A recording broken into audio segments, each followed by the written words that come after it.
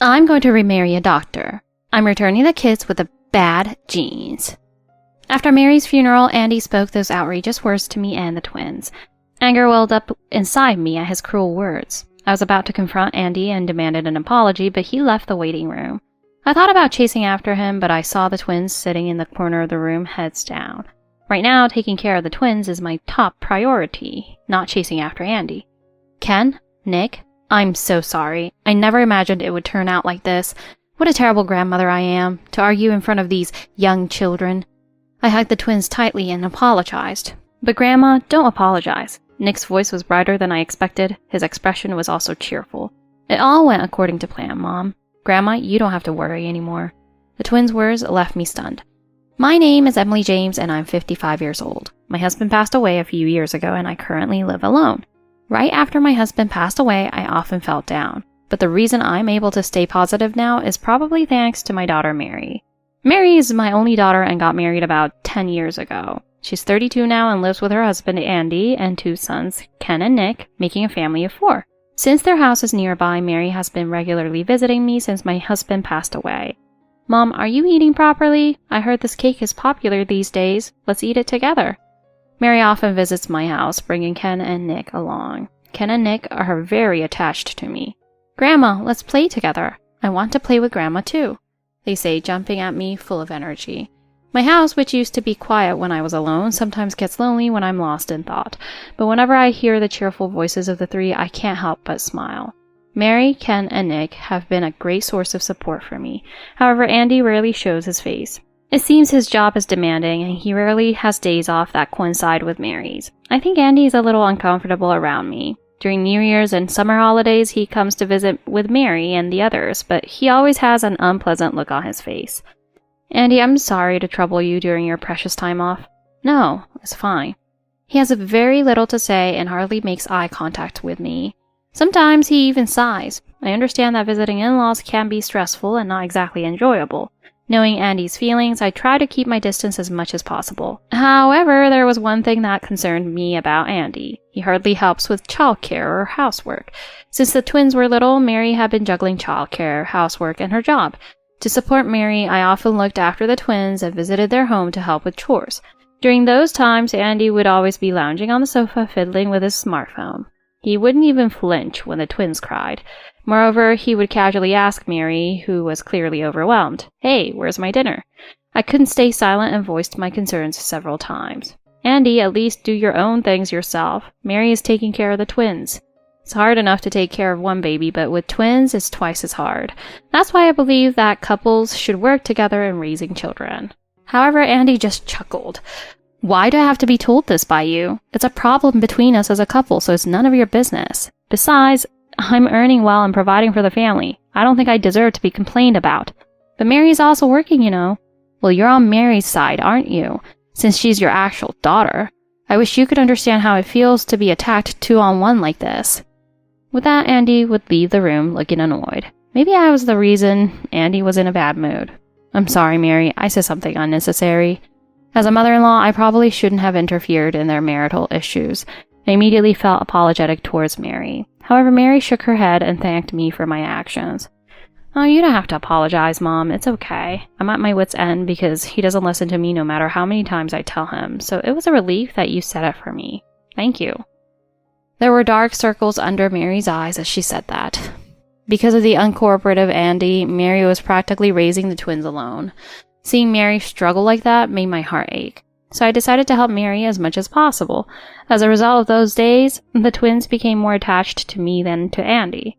It seems Andy doesn't play with the twins even when he's off work. When they were younger, Ken and Nick used to say they wanted to play with their dad, but now that they know, Andy won't engage with them. The twins seem to have lost interest in their father. When the 4 of them visit for holidays, the twins mostly talk to Mary and me, hardly conversing with Andy. Perhaps they don't know how to interact with Andy. And Andy himself seems indifferent to his twin sons. While Mary and I play with the twins, Andy would just be fiddling with his smartphone to kill time. Of course, Mary isn't happy with this situation either. Andy, you're the only father the twins have. Can't you make some time for them? After the twins had gone to sleep, Mary repeatedly pleaded with Andy to understand. However, Andy's behavior never improved. I know I want to, but I'm exhausted from work. I want to relax on my days off, at least. Besides, they play with you and your mom, right? That should be enough. In the end, the distance between the father and sons remained.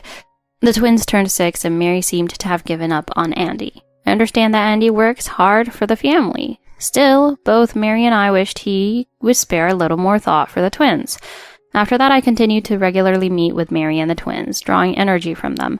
They were my adorable grandchildren and a kind daughter. At that time, I believed that the days we spent together would continue forever. However, Mary's demeanor gradually started to change. Are you okay, Mom? What's wrong, Mary? You don't seem well. Mary and the twins came to visit my house as usual, but Mary's complexion looked unusually pale. When I tried to make tea, Mary quickly offered to help, but she stumbled as if she might be experiencing dizziness. I told her to rest and laid out a mattress in the next room. I think I'm just a little tired from work and housework. I'm sorry. You should go to the hospital. Your face is pale. No, I'm fine. I'll be okay after I rest. But I couldn't see it as just a lack of sleep. Even when the twins were playing in the living room, I could hear Mary's pained voice. The twins were also worried, their expressions clouding over. Mary continued to look unwell after that day. Despite my insistence, she kept saying that she was fine, saying she was just tired. I was worried that she might collapse if this continued. I thought about consulting Andy, wondering what he thought since he must see her at home, but my expectations were far off the mark. Mary hasn't been feeling well lately. How does she seem to you, Andy? Huh? Is that so? Andy laughed through his nose on the other end of the phone. I couldn't hide my surprise at his response. Is that so? If you live together, you should notice things. Mary hasn't been herself lately. Come on, you're overthinking it. You're too protective just because she's your daughter. Of course, as her mother, I'm deeply concerned about my mother. But Andy is Mary's husband. Shouldn't he be worried about his wife's well-being? It would be terrible if something happened, so of course I'm worried. You two are a couple. Shouldn't you be a little more concerned? Yes, I understand. In the end, Andy abruptly cut me off and ended the call. Perhaps I am being overprotective as I care too much for my daughter. After Andy's words, I decided to refrain from consulting him in the future. Still, Mary's condition didn't improve. I managed to persuade her, saying she couldn't keep working in her condition, and urged her to see a doctor. As a result, Mary was diagnosed with cancer. Due to the late detection, there was nothing that could be done. Mary's prognosis was 8 years at most. The moment I heard that from the doctor, my world went dark. Why did Mary have to suffer such a fate? When I noticed Mary's poor health, I should have forced her to go to the hospital. Then maybe the disease would have been detected earlier. I was so overwhelmed with despair that I couldn't even cry. I just couldn't accept the reality. Andy was also there when the doctor delivered the prognosis. He too listened to the doctor's words in a phase. I thought Andy was also in shock, just like me, but after the doctor finished talking, Andy's expression strangely brightened. Ah, that's a shame. His words astonished me, and I froze. Andy continued to talk, ignoring me. Well, if that's how it is, there's nothing we can do. He even showed a smile. I was beyond surprised. I was terrified. How could Andy accept the reality so easily? How can you show your teeth when your wife's life expectancy has just been announced? I thought maybe Andy was just putting on a brave face. He might be trying to stay strong so I wouldn't be in a dark mood. I see. I couldn't find the words and could only nod slightly. Andy must be in shock internally. I need to believe that he's just forcing himself to be strong. I had to believe that or my heart would break. And so Mary's hospitalization was decided. Mary acted strong, but she understood her condition. The occasional sad look she showed was heartbreaking. Mom, please take care of the twins. Andy made an outrageous suggestion, saying that since he was busy with work, he wanted me to take care of the twins at my house. I could understand where he was coming from, as he hadn't been involved in housework or childcare before. It would be difficult for him to take care of the twins while working. But the twins are now heartbroken because their mother is hospitalized. Shouldn't they be with their father during this time? Shouldn't the twins be with you, Andy? I'll help with the housework. But Andy rejected my suggestion. No, I'm swamped with work. Besides, the twins seem happier with you, Mom. I'll bring their things over tomorrow. In the end, I was pushed into taking care of the twins. Ken? Nick, I'm sorry. Let's live with Grandma for a while. Don't apologize. I'm happy to be with you, Grandma. Dad doesn't do anything for us and doesn't even listen to us. Thank you, Grandma. The twins smiled happily. Even if it was just a brave face, I was happy to hear it. I decided to take good care of the twins for their sake and for Mary's sake. But even after I took in the twins, Andy never came to see them. After about a month, I contacted him, but all I got was a single text message back. I'm busy with work, so it's not possible. His house is nearby, so even if he's busy, doesn't he want to see the twins? After that, he ignored my calls and didn't even read my messages. Ken and Nick act cheerful, but they must be pushing themselves. I felt terrible for them. This can't go on. I need Andy to be more aware of his role as a father, but he won't even talk to me. I was at a loss. I couldn't consult with Mary, who was already battling her illness. Was there anything I could do on my own? I kept thinking about it whenever I saw the twins' smiles. One day, as I headed to Mary's hospital room, she looked at me with a serious expression. "Thank you for taking care of the kids, Mom. I'm sorry for the trouble." "Eh? How did you know?" I didn't want to worry Mary, so I hadn't told her that I was taking care of the twins, but it seems she already knew. Andy tends to push troublesome things onto others, so I was worried, but it turned out just as I expected. "I'm sorry, Mary." "It's okay, Mom. I can handle anything for the kids, but don't push yourself too hard, okay? I never imagined it would turn out like this." Tears glistened in Mary's eyes as she said that. I don't understand why such a hard worker like Mary has to go through this. I was filled with frustration and anger. "You can leave the kids with me now. They're both waiting for you to come home." Yes, I'm not giving up yet. Mary forced herself to smile and looked straight at me, despite her painful body. "That's right, you'll definitely get better, Mary." I believed in that and did my best to support her, staying by her side. The next day, I visited Mary's hospital room with the twins. The twins smiled when they saw Mary's face, and Mary, in turn, softened her gaze at the sight of them. Just then, Mary's doctor entered the hospital room. "Mary, how are you feeling?" Mary's doctor was a woman named Dr. Kim. Upon noticing the twins, Dr. Kim smiled at them. "Oh, how cute. These must be your children. They're twins. Come on, you two, greet the doctor." Dr. Kim crouched down to meet the twins' eye level, but for some reason the twins turned their faces away. Now, you two. That's rude to the doctor." "I'm sorry, doctor." "What's wrong, you two?" Normally, the twins would greet strangers with a cheerful hello, and they weren't shy. So why weren't they responding to Dr. Kim? Even when Mary and I urged them, the twins remained silent. Dr. Kim left the room looking a bit awkward. "What's wrong with you two? Why did you ignore the doctor?" Mary's tone was a bit stricter than usual, but the twins just looked down wearing a sullen expression. This was the first time something like this had happened, and neither Mary nor I could do anything but scratch our heads. I thought it best to change the subject. "By the way, Andy came by the other day, didn't he?" In fact, I had recently contacted Andy asking him to come to the hospital. However, he had refused, saying it was impossible because he was going to the hospital that day. I was relieved to hear that he was at least visiting Mary in the hospital, but Mary furrowed her brows. "No, he hasn't come even once." "Eh, really?" Mary said that Andy had never visited her hospital room. Then why did he say he was going to the hospital? I had a question, but it wasn't something to ask Mary. I changed the subject again and had a pleasant chat before leaving the hospital with the twins. Still, I couldn't get Andy out of my mind. Why did he lie and refuse to see the twins? And where was he going, saying he was going to the hospital? I was pretty sure that even if I asked Andy himself, he wouldn't tell me the truth. I had a bad feeling about this and felt depressed. Just then, the twins looked up at my face. "Grandma, what's wrong? Was there something sad?" No, it's nothing. Don't worry about it."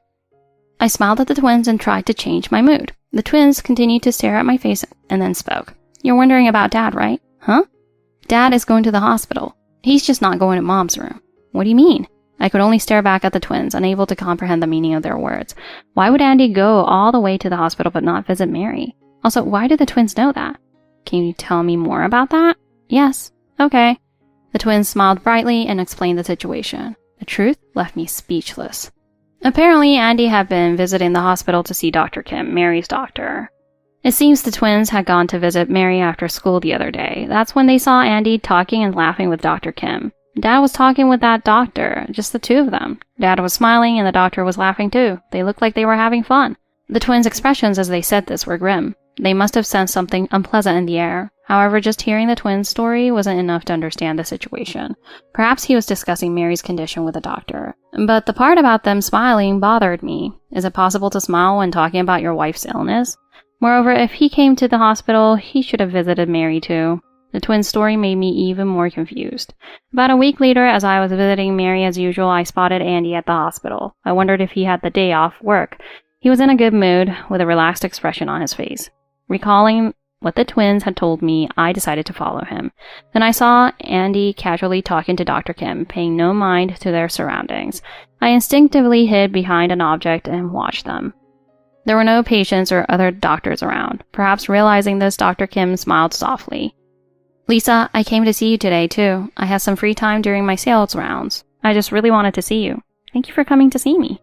It seemed that Lisa was Dr. Kim's first name. The two of them were talking very intimately. "Lisa, let's get married after she's gone. It should be soon anyway. She's surprisingly persistent, though." "Oh, I also want to be with you soon, Andy. By the way, those twins are totally unfriendly. I wonder what kind of education their mother is giving them. I'm sorry about that. They're currently staying at my mother-in-law's place, and I think her upbringing is to blame. I couldn't believe my ears at their conversation. I had a bad feeling, but to think that Andy and Dr. Kim were having an affair, and the way they spoke ill of Mary, me, and the twins was absolutely unforgivable. My anger almost made me raise my voice. I couldn't forgive these two, openly having an affair in the workplace. However, even if I confronted them here, they would probably just deny it. I hadn't managed to record their conversation earlier. Without evidence, they could easily make excuses. Well then, I'll get back to work. Hang in there, Elisa. I clenched my fist and left the scene. I couldn't let them know that I had discovered their affair. I moved away without Andy noticing and headed to Mary's hospital room. But I was contemplating about whether I should tell Mary about this. It's unbelievable that her husband and her doctor are having an affair. Mary would be devastated if she found out. If possible, I wanted to tell her after she recovered, but Mary's condition was only getting worse with no sign of improvement in sight. What if something happened to Mary while she was still unaware of the truth? I couldn't come to a conclusion that day. A few days later, I was preparing dinner as usual, but my mind was filled with Andy's affair, and I often found myself spacing out. Just then, the twins came home from school and looked at me. "Grandma, what's wrong? Something happened, didn't it?" "Oh no, it's nothing." I tried to act cheerful so as not to worry the twins, but their expressions remained somber. "Did you see Dad with that doctor?" Well, we should have gone with you. We're sorry." It seemed the twins had already figured out my worries, and they were worried about me. The twins already knew about their father's affair. There was no hiding it anymore. "I'm sorry, you two are going through such a hard time." I could only apologize, stroking the twins' heads. I can only imagine how sad the twins must be right now. Andy, who betrays his adorable children, and his wife, who is fighting so hard against her illness, and Dr. Kim, who belittled Mary, who was trying her best to stay alive. I couldn't forgive those two. I couldn't just stay silent. I finally made up my mind to tell Mary about the affair. It would be better to tell her sooner rather than later, for Mary's sake. I swore to send those two, who had caused so much suffering to my precious family, to the depths of hell. Half a year later, despite the treatment, Mary passed away. Mary fought until the very end. She was truly a hard worker and a wonderful person. Even though I had prepared myself, I couldn't accept it immediately. I kept staring at Mary, who looked like she was just asleep. Many of Mary's colleagues and friends attended her funeral. Some gave eulogies through tears, while others sobbed uncontrollably. Everyone seemed to have adored Mary. Knowing that made me really happy. The children were tearful, but they smiled and said goodbye to Mary in the end. "We love you, Mom. Thank you for everything." Some people were moved to tears by the twins' words. Although the sadness hasn't healed, I think it was a warm and wonderful funeral. But unfortunately, only Mary's husband Andy had a terrible attitude. During the funeral preparations, he was constantly on his phone and didn't offer to help. During the funeral, he was absent-minded and stared into the distance. When attendees spoke to him, he would give half-hearted responses, leaving them confused. Every time I heard his careless replies like, "Oh, is that so?" or I felt a surge of discomfort. "Andy, what was that attitude? Everyone came to see Mary off." After the funeral, I called Andy out in the relatives' waiting room. I couldn't stay silent after seeing his behavior. But Andy ignored my words and just grimaced, looking displeased. It was as if he was saying, "Don't talk to me." I thought he would at least act properly today, but "You're Mary's husband. I need you to be strong for Mary's sake." Andy glared at me sharply when I said that. "Even if you say that, it's fine now, isn't it? Mary's gone after all." "What are you saying?" "I'd appreciate it if you praised me for even attending the funeral. I'm busy with work, you know." Andy expressed his irritation and complained. It seemed pointless to say anything more to him. I gave up on trying to reason with him and changed the subject. "We'll have a discussion about the twins' custody at a later date. Please make time for that." "Ah, custody." Andy glanced at the twins and declared, "You're going to live with your grandma, right? The twins are attached to you, so let's consider the custody discussion over. I'm leaving then." "Wait, you should listen to the children's opinions too. It's not right to decide things on your own without consulting them." It's true that I wanted to take custody of the twins. Andy hadn't visited them even once, and he had left all the childcare and housework to Mary. I couldn't entrust the twins to such a man, but even so, it was too much for him not to listen to their opinions at all. I thought that if the twins wished to live with Andy, I would respect their decision. After Mary, their only living parent is Andy. You're their father. Do you understand how lonely they've been until now? The twins were also present in the relatives' waiting room. I tried to keep the conversations as calm as possible in front of them, but upon hearing Andy's words, I couldn't hold back. However, Andy just gave an unfazed, almost mocking smile. So noisy, this mother-in-law. I'm going to remarry a doctor. I'm returning the brats with the defective genes. What did you say? It seems that Andy had already given up on hiding his relationship with Dr. Kim. His unexpected statement left me at a loss for words. Neither of them took to me, even when I tried to engage with them. I'm the one working and earning money, yet they're so ungrateful. Raise these ignorant brats with your defective genes yourself. How dare you? I took the twins to a back room and quickly contacted the lawyer. The lawyer was aware of our situation and said he would come immediately. Relieved, I decided to deal with Andy and Dr. Kim. It's a nuisance for you to come here unannounced. Shut up. If you suddenly send something like this, anyone would come to talk, right? Andy was holding the certified letter in his hand. Kim glared at me with her eyes narrowed. That's right. What's the meaning of this? Explain it properly. The two were quite agitated, making a scene in front of my house. I had to let them into the entryway because they were causing a disturbance to the neighbors. Honestly, there's not much to explain. You two are having an affair, so I'm demanding compensation. I'll make sure you pay it. What? We weren't having an affair. Besides, Mary is no longer in this world. Who are you going to pay the compensation to? Me. I'm the inheritor of the right to claim compensation. When I said that, Andy's eyes widened. He raised his voice even louder and started arguing. There's no reason for you to get any money. You're just trying to exploit Mary's death and extort money from me, aren't you? You're the lowest. I'm the doctor of your daughter. She was able to stay alive thanks to me. Both of them were spouting nonsense, and I sighed. No matter how much I explained, they probably wouldn't understand. Just then, the lawyer arrived at my house. I'm sorry, could you please explain it to them on my behalf? The lawyer explained the concept of compensation in a way that even the two of them could understand. He explained that even if the claimant dies, the right doesn't disappear and that I had inherited that right. Upon learning this, Andy turned bright red. No way. But Mary is gone, so why do we have to pay? I don't want to pay. Dr. Kim clung to Andy and whined. However, the lawyer calmly took out the evidence photos from his bag and continued the explanation. As they were shown picture after picture, the two gradually became restless. They probably realized that they couldn't make excuses anymore. Why do you have so much evidence? Andy, you said it wouldn't be discovered. Do something about it. Do something? But I didn't think it would be discovered. Mary was in the hospital and I didn't think we would be investigated. You're the one who did unnecessary things. Andy glared at me with a monstrous look on his face. But no matter what he said, it didn't hurt me at all. If you two hadn't had an affair, none of this would have happened. What kind of logic is it to blame me for this? Andy looked down, seemingly deep in thought. He was probably trying to figure out how to get out of this situation. Then suddenly, Andy bowed his head. I'm really sorry. I was anxious about Mary's cancer and turned to another woman. Andy apologized. He said he really wanted to support Mary by her side, but he couldn't bear to see her getting weaker by the day. I couldn't imagine Mary not being around, so I almost burst out laughing at his words. He hadn't visited Mary even once. He hadn't seen her getting weaker at all. You haven't visited her even once or twice. You have no idea what Mary was going through. My anger boiled over and I raised my voice. I won't withdraw the compensation claim, no matter how much you apologize. Andy was probably trying to avoid pain by apologizing to me, but I didn't feel anything for his apology now. In that case, we'll take the twins. I finally realized how important my sons are. Ken, Nick, are you there? Come home with Daddy. Andy suddenly claimed he wanted custody of the twins. How dare he say that after all his abusive words? I'll be taking care of Ken and Nick. What? Children need their father. Come out, you two. Andy was trying to whitewash his actions. He kept calling out to the twins who were in the back room. I'll be their mom from now on. Let's all live happily together, the four of us.